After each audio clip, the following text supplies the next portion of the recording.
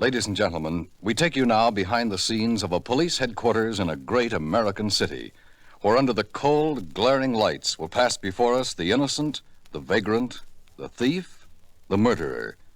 We take you now to The Lineup.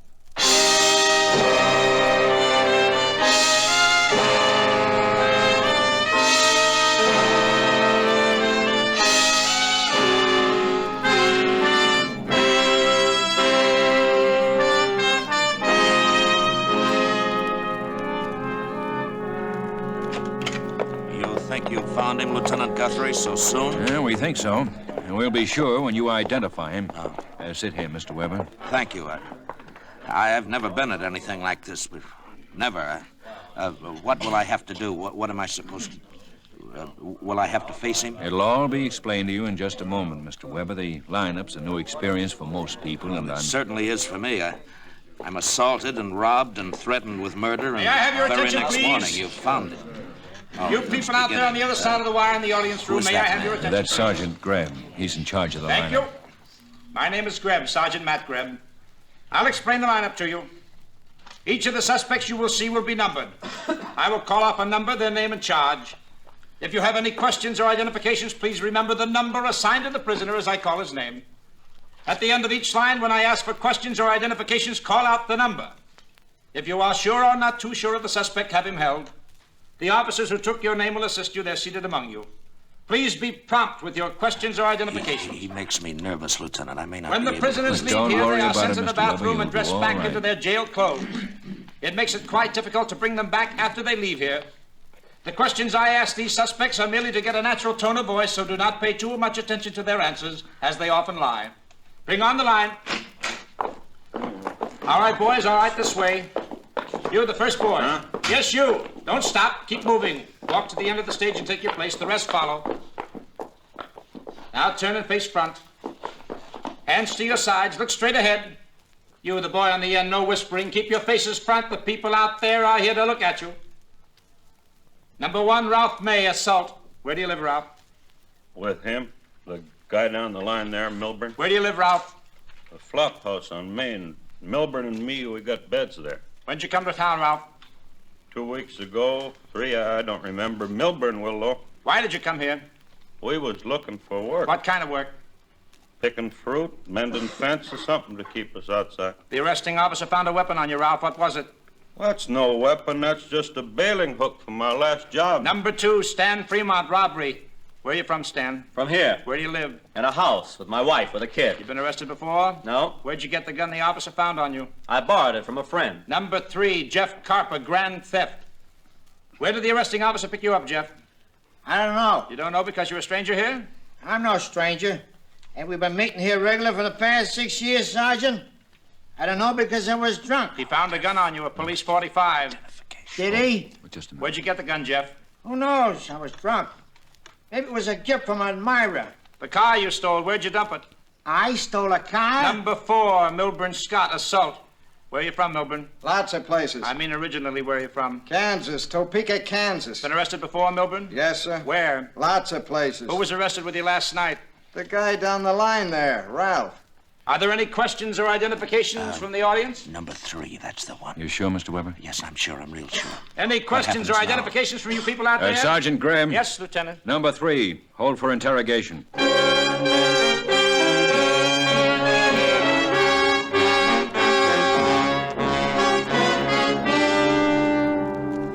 Back again, Carper. You were sitting in that chair last week, too, weren't you? The week before. Don't get too eager, Lieutenant. Carper, you know what this folder is I've got in my hand? Sure, you wave it at me every time. The record of me versus police. The record of you versus the police. May 1937, conviction of petty theft, 1 year.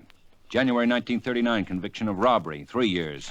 August 1943, suspicion of assault. No conviction, Lieutenant. September 1943, suspicion of... now, Lieutenant, that's one I don't like to hear about. Embarrassing. A man your age it ought to be. What was I yanked out of the lineup for this time? Grand theft, intent to do great bodily harm. Mr. Weber said murder. Now, wait a minute. Maybe we can throw in a kidnapping charge, too. Wait a minute. Oh, you're kidding, Lieutenant. Between 10 and 12 last night, it's charged you did all that. How much does those charges add up to? I mean, the total. With your record, you could get 20 years easy. 20 years, huh? Hey, what about slugging a guy and taking $4 from his wallet? What are you talking about? Jack rolling, roughing up and stealing. Between 10 and 12 last night, that's what I was doing. Only one customer, I only made $4. You said in the lineup you were drunk last night. That was to protect myself. You're trying to tell me you committed a robbery last night between 10 and 12? Is that it? Yeah. I remember the time was 10:45 because I confessed I heisted a guy's watch, too. $1 watch, I give it back. What guy? Put down on the record I'm cooperating this time. When I emptied the Fink's wallet, I saw the name Lionel Austin. Lives someplace in Clover Avenue. You check, huh? Well, we will. Matt. Yeah? Matt, get in here. Yeah, what is it, Ben? Man named Austin, Lionel Austin. He lives on Clover Avenue. Yeah, on Clover Avenue. Find him. I want to talk to him. Yeah, find him. Lieutenant wants to talk to him. This Austin can get me off for only 2 years.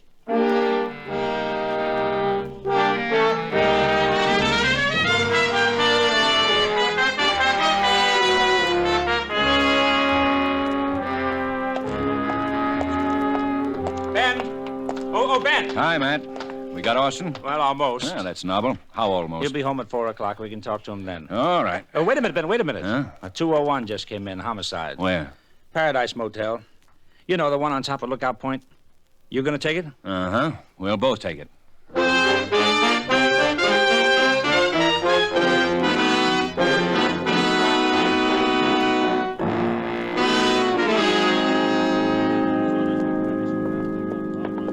Hi, Ben. Matt. Hi, Doc.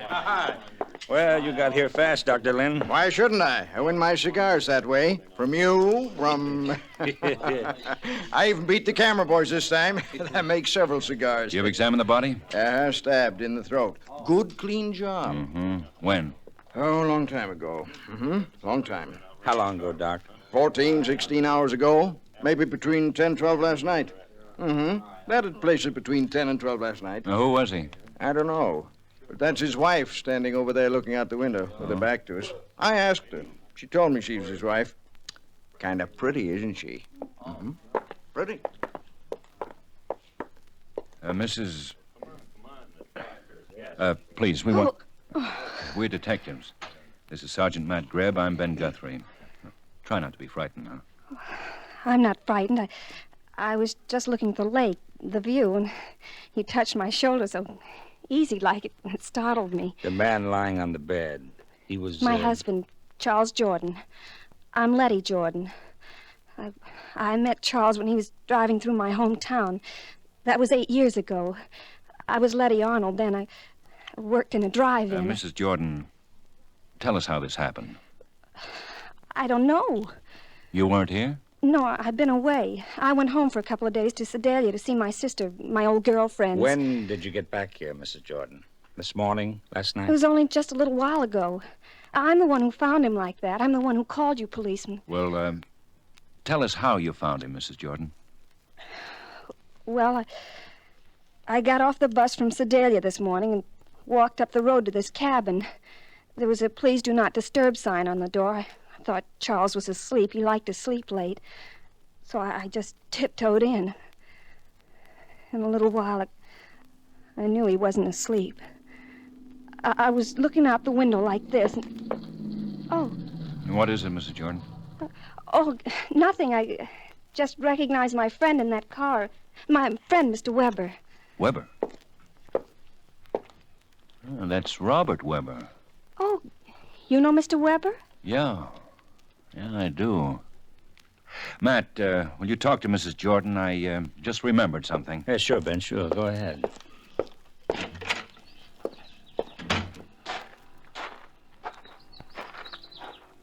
Mr. Weber. Yeah? Oh, it's Lieutenant Guthrie. I didn't know you lived here, Mr. Weber. The Paradise Motel? Oh, I've lived here for a good long while. The view, the lake, it's very pleasant here. Oh, do you mind holding these packages for me, Lieutenant? I'll get the key to my cabin. Sure. Thank you. There we go. Here, I'll take them now. It's a typical bachelor's place, Lieutenant. I'm afraid I haven't got much to offer you, but there ought to be a jigger of bourbon. Thanks, Mr. Weber. Not now. You live here alone, you say? Oh, yes, yes. Hmm. That makeup kit. What? On the radio there, the makeup kit. It's a woman's. And the initials are L.J. Who's L.J., Mr. Weber?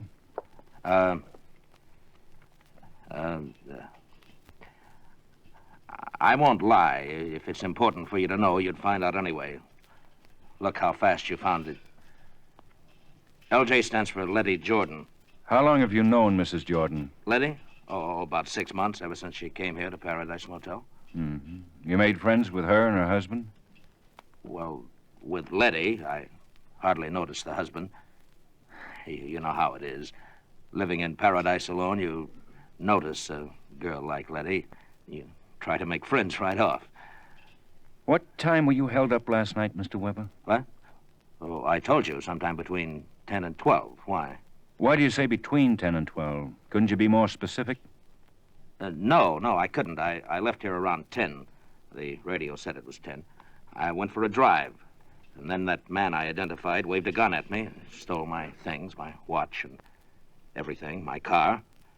I had to walk back, and it was 1 in the morning then, so it had to be between 10 and 12 sometime. Between 10 and 12.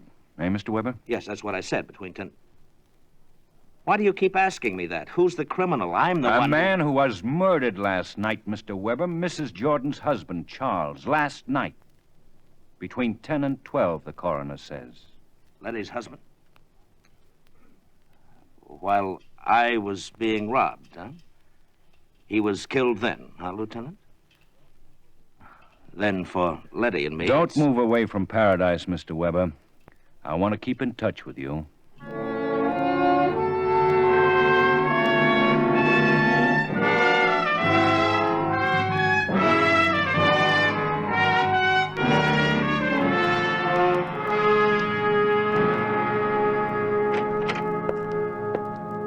Oh, Ben. Come in, Matt. Come in.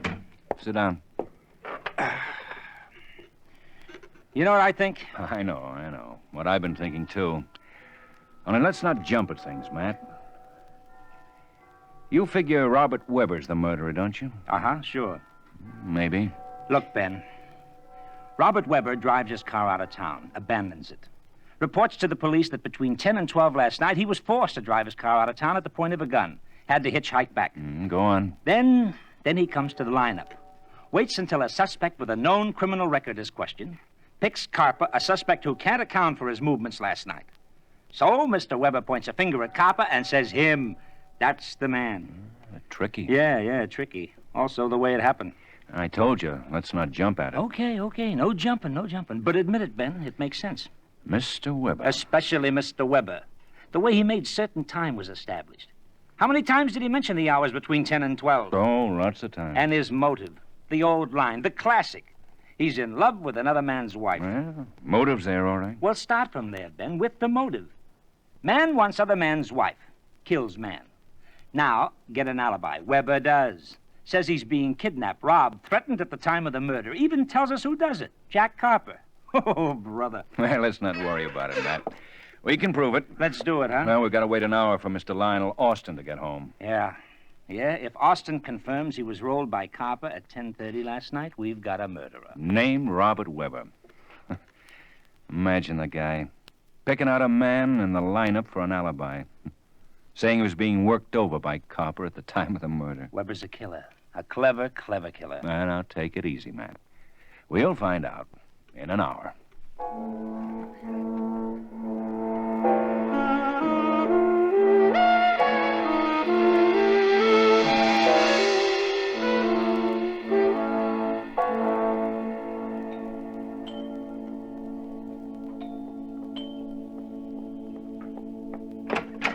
Yes? I'm Ben Guthrie. I called about... Oh, you're the man from the police. Well, please come in. I'm Mrs. Austin. I talked with you on the phone.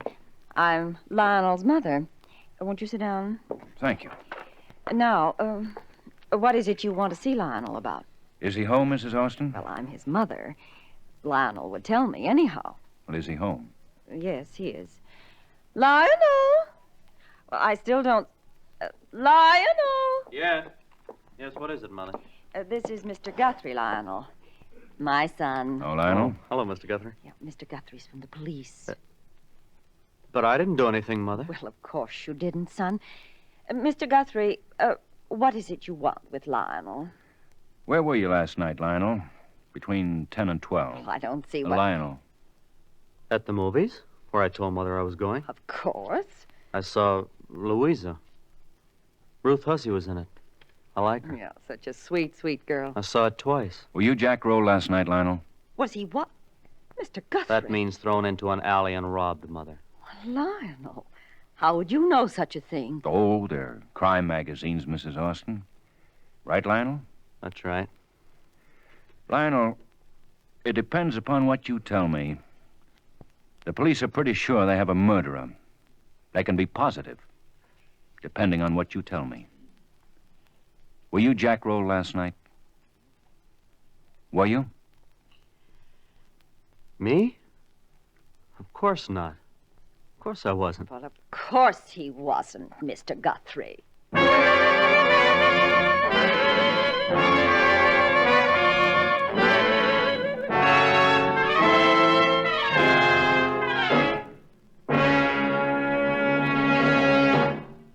A former president once said that the armed services offer every qualified young man a chance to perfect himself for the service of his country in some military capacity. The members of the armed forces can be proud that they are serving their country while performing their assigned military duties. As U.S. citizens in uniform, our military personnel have definite responsibilities to their God, to their country, and to themselves.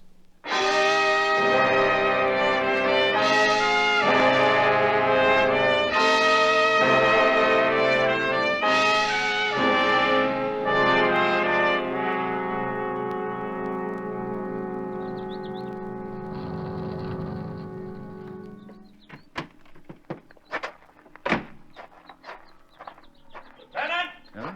Lieutenant Guthrie! Where are you? Up here, Lieutenant. The dirt road to the left of the motel. That is, if you're looking for me. I am, Webber. I am.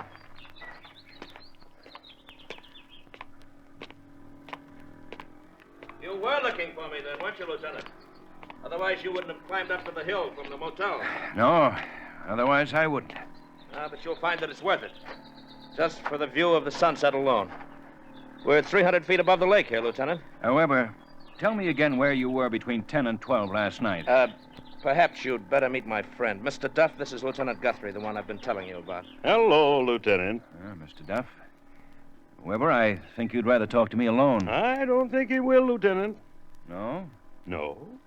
He'll talk to you only with me here. He's paying me for that. I'm his lawyer. Oh. You were wise, Mr. Weber. You will need a lawyer. But not for what you think, Lieutenant, for something else. Exactly, for something else. To protect him from you, Lieutenant. Oh? Exactly. It seems you're a great nuisance to my client, unnecessarily. You have disturbed my client's peace of mind, unnecessarily. You have made my client mentally ill with your allegations, your threats, unnecessarily. My client has had to consult a physician because you have too eagerly assumed that my client is, what, Lieutenant? A murderer. Ah, you admit it. You're prepared to arrest him for that charge? To suffer the consequences of a false arrest? Goodbye, Lieutenant. Say goodbye to the lieutenant, Mr. Weber. Don't bother. Maybe Letty Jordan will talk to me without a lawyer, Weber. Maybe, Lieutenant, but you won't find her here. Not at the Paradise Motel. Not anymore. Where? Is it all right to tell him, Mr. Duff? Mm-hmm. Try the Plaza Apartments, Lieutenant, on West Gladstone. This view. This breathtaking view. It's so peaceful. No, Mr. Duff?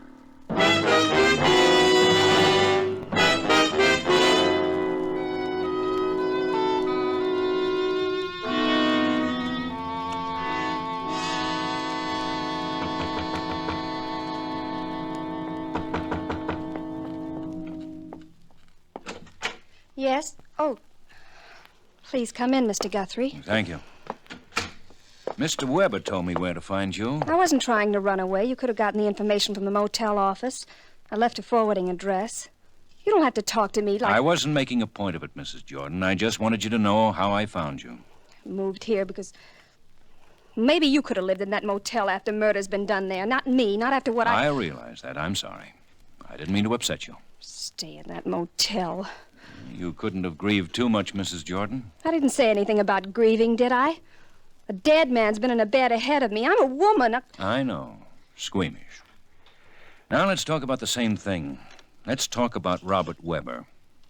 I don't have to. How does it feel to be the reason why a man has killed another man? How would I know? You'd know. Weber killed your husband on account of you, Mrs. Jordan. Robert thinks I'm attractive, if that's what you want to know. I didn't ask you that. What's wrong if he thinks I'm attractive? Just because I'm married? No. No, then what? How did you feel about Weber? Just because I'm married, does that mean I can't feel some way about somebody? That doesn't mean I did something about it. I saw your makeup kit in his cabin at the motel. So? When did you leave it there? When I got off the bus from Sedalia, I stopped in his cabin for a drink. What's wrong with that? Before you said hello to your husband? My husband didn't drink. I needed a drink. You and Weber are in love with one another, Mrs. Jordan. Weber told me that. He said you'd marry now that your husband... He said that? Robert said that? I'm holding you for complicity of murder, Mrs. Jordan. You're crazy. You both plotted to kill your husband. No. You really did go to Sedalia, Mrs. Jordan. I checked that, but you went after you plotted to kill your husband. No. There have been cases of death verdicts for complicity, Mrs. Jordan. He said we should get my husband out of the way, but he was kidding. Weber killed him, didn't he? Didn't he? But I didn't plot anything with him, Mr. Guthrie.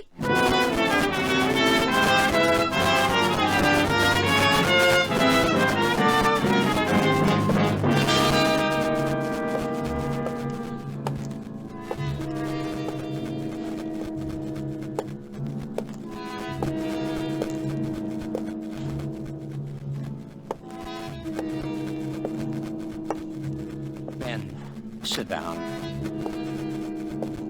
Ben, please, you've been walking up and down and round like an animal for a half an hour now. You don't say a word. It makes me nervous. I'm your friend, Ben. It makes me nervous the way you do that. I'm your friend, Ben, please. Weber killed Charles Jordan, didn't he, Matt? Uh-huh. You know he killed him. Well, don't tear my head off. I said uh-huh. Weber's girl, Letty, confessed he planned to kill her husband. Uh-huh. So he murdered her husband so he could have Letty to himself. Uh-huh. We could pick him up, charge him, try him, execute him because he's a murderer. We could do that, but we can't. He's got an airtight alibi. Because he wasn't at the scene of the crime. He was being held up at the edge of the town. How do you kill a man when you're not there to kill him? How do you get...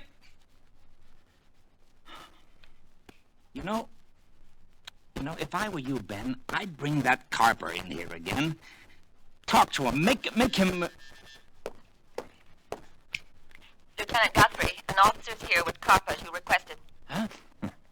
Tell him to send Carper in, alone. Now, look, fellas, I confess that I cooperated. I like you guys very much. You've become very dear to me. But why do you break up my canasta? I already won 12 addresses from my cell intimates. Carper, that man you said you held up. I know. He said I got more often than $4. Why do chickens always say they got more feathers than they got? He said more than that. He said you didn't jackroll him. Nothing happened to him but a movie. Why, the dirty, low-down, conniving crook? What does he mean I didn't rob him?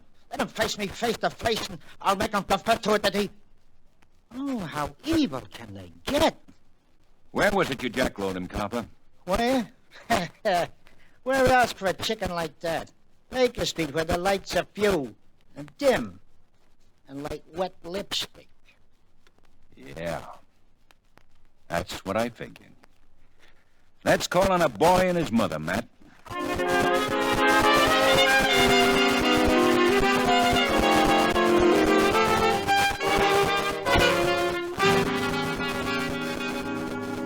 I don't understand, Mr. Guthrie.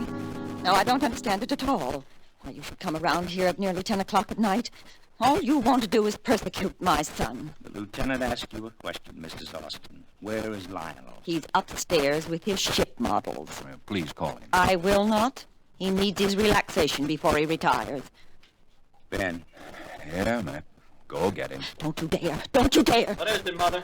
What's wrong? Lionel. You better come down, Lionel. It's the police.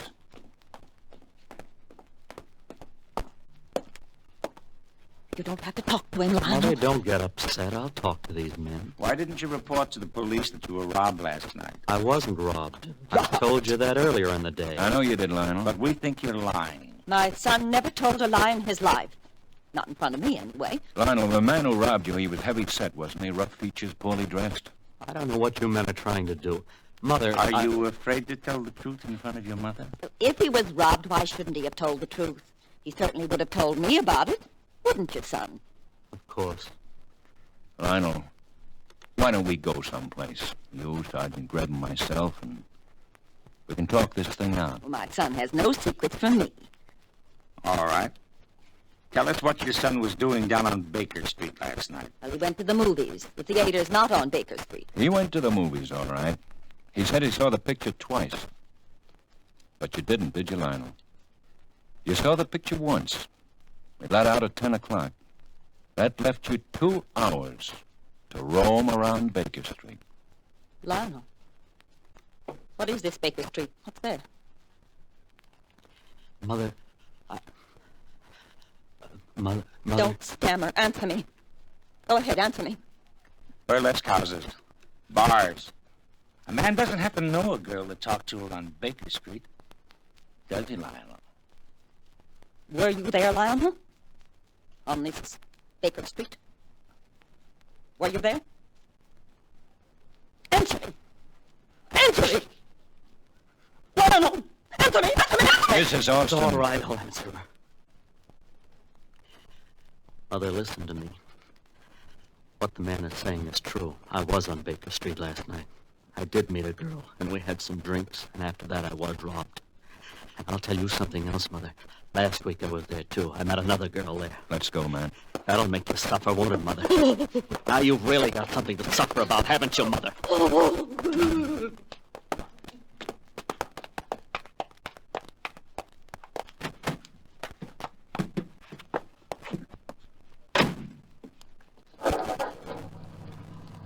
Well, where to, Ben? Paradise Motel? Sure. That's where the murderer is, isn't it? And take it easy, man. Let's enjoy the view.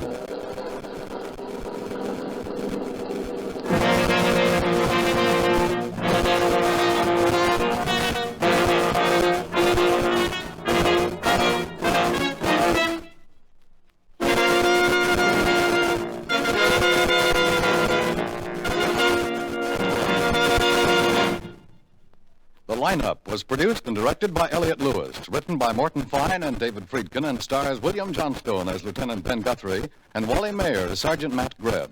Music was composed and conducted by Eddie Dunstetter. Featured in tonight's cast were Irene Ted, Alvina Temple, William Conrad, Leo Cleary, Jack Edwards, Lou Merrill, and Stanley Farrar.